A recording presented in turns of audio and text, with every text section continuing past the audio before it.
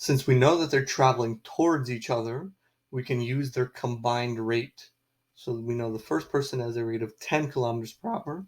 Adding that to the rate of the second of 12 kilometers per hour gives us a total of 22 kilometers per hour.